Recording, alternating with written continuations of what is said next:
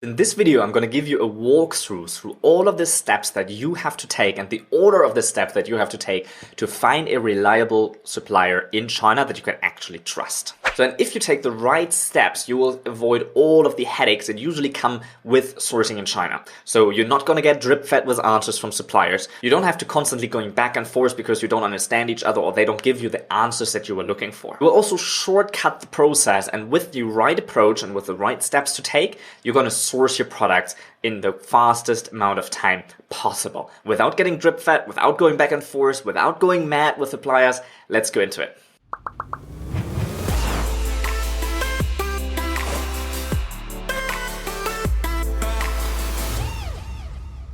My name is Niels Olderb. I'm living in China since 2013. Over time, we've sourced more than 1,000 products here on the ground in China. During the process, I made all the mistakes in the book, and we tweaked and refined the sourcing process step by step so that even if you're not Chinese, you can source your product fast, easy, and securely. And many people actually overcomplicate that. So when you find a reliable supplier, you only need two things, okay? You only need to have quotations and you only need to have samples. Once you have that, then you can progress into customizing your product, getting your logo on it, getting samples with your different colors or different things that you wanted to change at the product. And a lot of people already get that wrong. And we're going to go through all of the steps now that you have to take. But before that, let me know in the comments real quick, what is the most annoying thing you experience when sourcing in China? The very first step is to filter for suppliers. And if you're doing this on Alibaba, I have a detailed video for you right up here in the corner that you can watch that gives you all of the insight, and I share my screen in that video on Alibaba, how to track and find reliable suppliers. The baseline on this though is if you source small quantities, don't even worry about if it's a trading agency or if it's a supplier that can actually produce your product. A friend of mine has more than 100 products on Amazon right now, and all of them come through a trading agency. And there are good things and there are bad things about both sides. But bottom line is your supply chain is really, really, really important, because if your supply chain breaks, your whole business breaks. You run out of stock, you can't sell anymore, your ranking tanks. All of these horrible things happen. So make sure that you always have a good gut feeling with your supplier. When you go on Alibaba, make sure to tick all of the things that they're gold supplier, that they're verified. And when you start working through the process we're going through now, you can validate if they can deliver the quality that you need at the price that you want. Now, when you filtered suppliers, you have to contact them and get an inquiry for your product. Don't send inquiries in bulk, because you have to send an inquiry to each person individually or to each company individually. So there are videos out here where you can send bulk messages to all of them. But because you have to specify what kind of product you're actually interested in from their list, you can't do that. You have to pick the one product that you see in their product list that you think matches the one that you like. So you screenshot it and then you create a product inquiry sheet. On the product inquiry sheet, you put the product photo, you put all of the information you need for and empty spaces for your supplier to fill. You can actually get my sheet for free when you join my web class. Just look at the link below. It's a free web class. There's a link below in the subscription. When you join that free sourcing training, you get my supplier inquiry sheet for free. When you inquire your product, you also want to inquire to get quotations with all your changes. So you want to have all your customizations, your logo print, your packaging, all of these things included, and highlight that in the file. So you want to have all of these information because you want to get a quote for the product that you want in the end, right?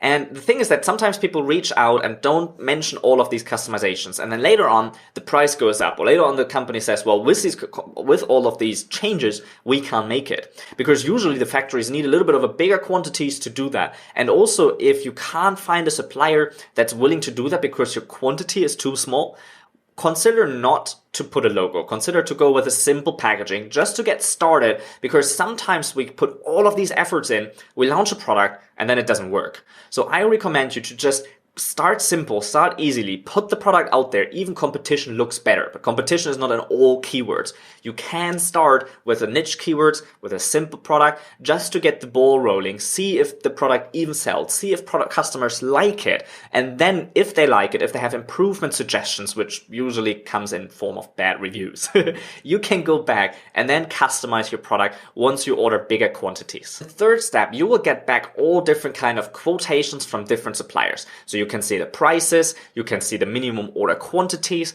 and when you inquire products at different quantities. So let's say, well, I'm interested in this product for 500, for 1,000, and for 3,000 units, even if you just want to get 500. So you inquire them at all of these different quantities, you get all of these quotations, and what I really like to do is that I put them together into the same format, into kind of a comparison sheet, and then I print that sheet and have all the quotes laying on my table so I can see exactly what supplier offers what, who has the better price, who has the better minimum order quantity, who has a higher or lower lead time. All of these things are important, and these quotes should include, again, all of your customizations, your changes, your logo print, your packaging, all of this stuff.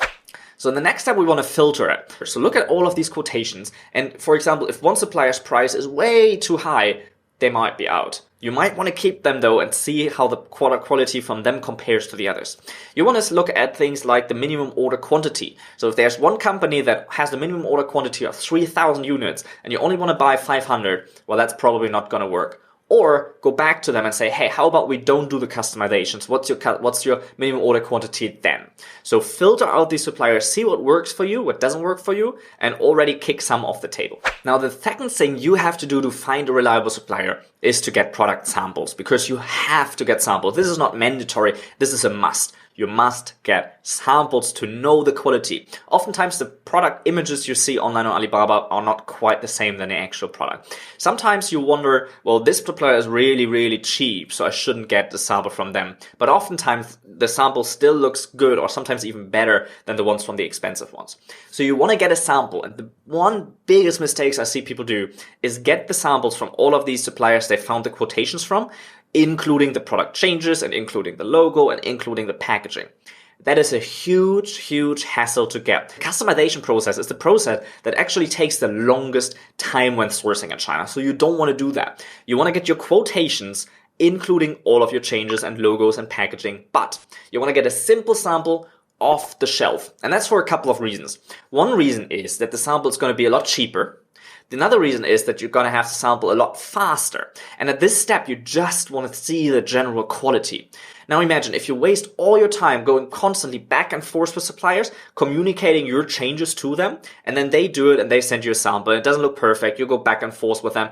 And finally, when you have the sample weeks later that looks good, you see, oh, the overall quality of this supplier isn't as good as this supplier, so they're out anyway.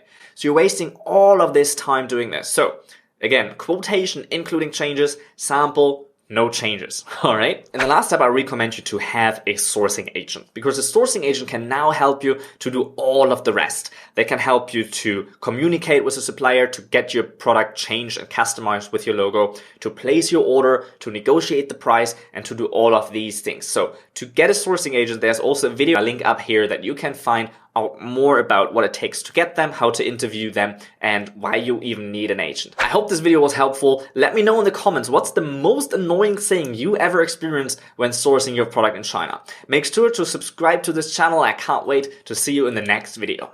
And doing the process that here that you can, and I have a